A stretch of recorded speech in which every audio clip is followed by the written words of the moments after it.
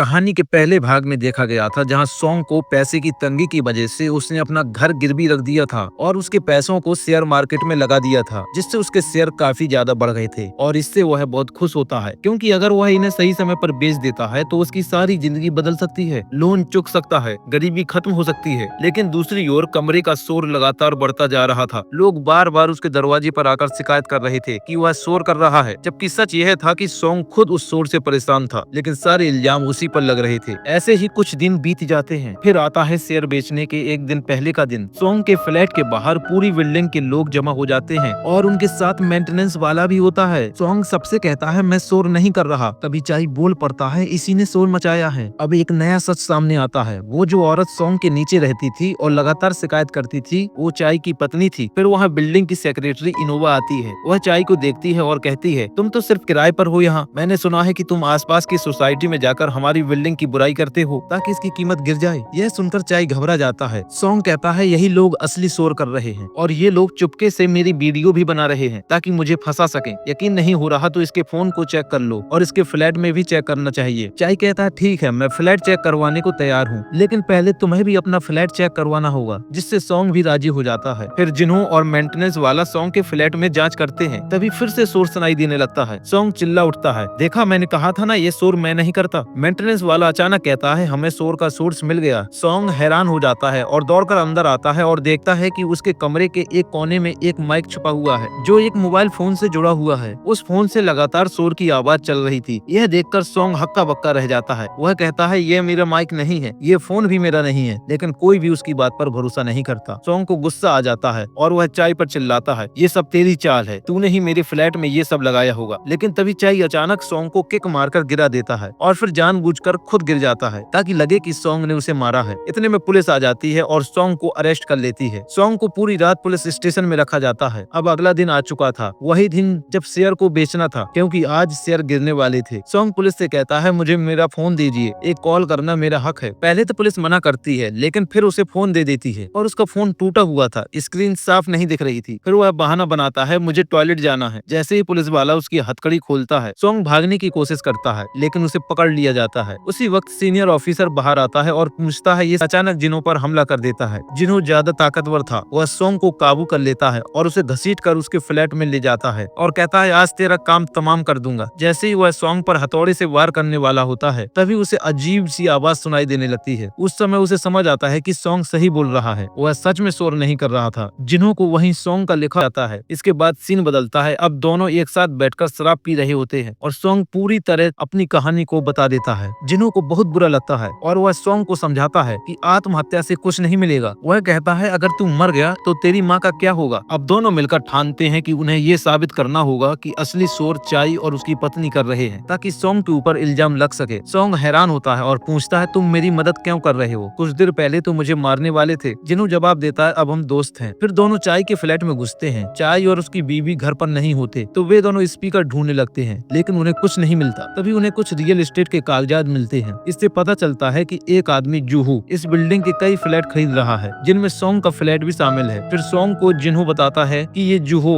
Building की secretary Innova का पति है, यानी असली मास्टरमाइंड इनोवा है। वह जानबूझकर लोगों को शोर से परेशान करवा रही है ताकि लोग थककर सस्ते में फ्लैट बेच दें और फिर वह उन्हें ऊंची कीमत पर बेचकर मुनाफा कमा सके। अब दोनों ये तय करते हैं कि इनोवा के फ्लैट में जाकर कोई ठोस सबूत ढूंढना होगा। तभी इनोवा सॉन्ग को अपने फ्लैट में बुलाती है। सॉन्ग बहाना बनाकर फ्लैट की तलाशी लेने लगता है, लेकिन वहाँ उसका सामना जूहू से हो जाता है। जूहू कहता है सॉन्ग को गुस्सा आ जाता है। फिर जिन्हों उसे वहाँ से ले जाता है और समझाता है कि अब उन्हें चालाकी से काम लेना होगा। सॉन्ग को वह फोन याद आता है जो फ्लैट में मिला था। वह जांच करता है कि उस फोन का वाईफाई किससे जुड़ा है। जब वह जिन्हों के फ्लैट के पास जाता है तो नेटवर्क सबसे तेज मिलता है। तब सॉन्ग को समझ आता है कि असल में जिन्हों ही इसके पीछे है। अब सॉन्ग एक प्लान बनाता है और जिन्हों को हॉट स्प्रिंग यानी बाथरूम में ले जाता है। वहाँ वह उसका फ्लैट कार्ड चुरा के अपने से बदल देता है और खुद जिन्हों के फ्लैट में घुस जाता है। वह वहाँ एक रूम पाता है जिसमें सभी पड़ोसियों की तस्वीरें और नोट्स लगे होते हैं। वहाँ उसे एक टैबलेट भी मिलता है जिससे जिन्हों सभी फ्लैट्स के कमरे हैक कर चुका है पता चलती है। फोन, माइक, एडिटेड वीडियो, ये सब जिन्हों की ही चाल थी। वह एक रिपोर्टर था जो एक तगड़ी स्टोरी बनाकर मशहूर होना चाहता था। सॉन्ग सारे सबूत अपने फोन में रिकॉर्ड करता है, लेकिन तभी जिन्हों फ्लैट में आ जाता है और सॉन्ग को छुपना पड़ता है। जिन्हों अपने कंप्यूटर पर वीडियो प्ले करता है जिसमें सॉन्ग को ऐसे दिखाया गया था जैसे वह किसी की हत्या करने करने वाला है। असल में यह सब एडिटिंग से बनाया गया था। फिर डोर बेल बजती है और चाय की बीबी आती है। वह कहती है मेरा पति कुएं में गिर गया है। जिन्हों कहता है मैंने बस उसे गिरने का नाटक करने को कहा था, पर वह सच में गिर गया, इसमें मेरी क्या गलती है। वह उसकी बीबी को चुप रहने के लिए पैसे देता है। जब चाय की वाइफ को जिन्हों की चालें समझ में आने लगती है तो वो सीडीज फेंकने लगती है जिनमें सारे वीडियो थे। ये देखकर जिन्हों को बहुत गुस्सा आता है और वह गुस्से से एक लोहे का हथौड़ा उठाकर चाय की वाइफ को मार डालता है। सॉन्ग यह सब बेड के नीचे छुप कर देख रहा होता है और वो हक्का बक्का रह जाता है। जिन्हों फिर सीडीज उठाकर अपने बेड पर रखता है, लेकिन एक सीडी उसे नहीं मिलती क्योंकि वो सॉन्ग के पास बेड के नीचे आ गई थी। सॉन्ग धीरे से वो सीडीज बेड के बाहर खिसका देता है ताकि जिन्हों को शक न हो। फिर जिन्हों उसे भी उठा लेता है। जिन्हों अब पुलिस को कॉल करता है और झूठ बोलता है। नीचे वाले फ्लैट में एक औरत को सॉन्ग नाम के लड़के ने मार दिया है। फिर वह घर से बाहर निकलने का नाटक करता है, लेकिन असल में वह बाहर ही खड़ा रहता है क्योंकि उसे पता चल चुका था सॉन्ग बेड के नीचे छुपा है। जैसे ही सॉन्ग भागी अपने ही सिर पर हैमर मारता है। फिर वह सॉन्ग से कहता है मैं पुलिस को कहूंगा कि तुमने औरत को मारा है और मुझे मारने की कोशिश की। मैंने अपनी रक्षा में तुम्हें मारा। सॉन्ग बहुत घबरा जाता है और पूछता है तुम मेरे साथ ऐसा क्यों कर रहे हो। जिन्हों कहता है तुम मुझे बिल्डिंग के सबसे आसान शिकार लगे, वैसे भी तुम मरने वाले थे, तुम मरते मरते मेरी एक मदद कर दो। सॉन्ग कहता है मैं खूनी बनकर नहीं मरना चाहता, लेकिन तभी वह भी चालाकी करता है और कहता है ठीक है मैं तुम्हारी मदद करूंगा। हम इनोवा और उसके पति पर इल्जाम डालेंगे। वे दोनों एक नकली कहानी बनाते हैं कि चाई और उसकी वाइफ बिल्डिंग की कीमत गिरा रहे थे और इनोवा ने गुस्से में उसकी हत्या कर दी। इसके बाद वे उस औरत की लाश को इनोवा के फ्लैट में रख देते हैं और गैस पाइप काटकर धमाके की साजिश करते हैं। जिन्हों और सॉन्ग फिर इनोवा और उसके पति को पकड़ते हैं। इनोवा चौंक जाती है और पूछती है तुम ये सब क्यों कर रहे हो। जिन्हों बताता है मैंने पहले एक न्यूज बनाई थी कि कैसे कुछ अमीर बिल्डर खराब दीवारें बनाते हैं, लेकिन तुमने, इनोवा जो पहले जज थे, पैसों के लिए उस खबर को दबा दिया। मुझे बहुत मेहनत लगी थी, गुंडों से लड़ा था, सबूत इकट्ठा किए थे। फिर वह कहता है तुम्हारे पास उन सभी वरिष्ठ लोगों की लिस्ट है। वो लिस्ट उस रूम में है जो फिंगरप्रिंट से खुलता है। इनोवा बताती है कि वो रूम मेरे पति के फिंगर से खुलता है। जिन्हों इनोवा के पति को लेकर उस रूम में जाता है। इसी बीच इनोवा सॉन्ग से कहती है मुझे पता है तुम ये सब नहीं करना चाहते। सॉन्ग कहता है मैं डर के कारण उसके साथ हूँ। इनोवा बताती है कि उसके ऑफिस के टेबल के नीचे एक गन छुपी है। सॉन्ग उसे छुड़ाने की कोशिश करता है, लेकिन तभी जिन्हों वापस आ जाता है। फिर जिन्हों इनोवा और उसके पति को एक कमरे में ले जाता है, लेकिन उस रूम में केवल म्यूजिक बैंड का सामान होता है। गुस्से में जिन्हों दोनों को पीटता है। तभी सॉन्ग गन लेकर आता है और जिन्हों पर फायर करता है, लेकिन गन से पेपर स्प्रे निकलता है। स्प्रे जिन्हों की आंखों में चला जाता है और वह भागता है। फिर इनोवा अपने पति को हैमर देकर भेजती है ताकि वो जिन्हों को मार दे, लेकिन जिन्हों उल्टा उसके पति को ही मार देता है। लेकिन जिन्हों को भी चाकू लग जाता है और वह गिर जाता है। जैसे ही सॉन्ग चैन की सांस लेता है, इनोवा अचानक जिन्हों के सिर पर बैट से वायर कर देती है। फिर वह कहती है मैंने उस लिस्ट को किताब में छिपा दिया था और तुम दोनों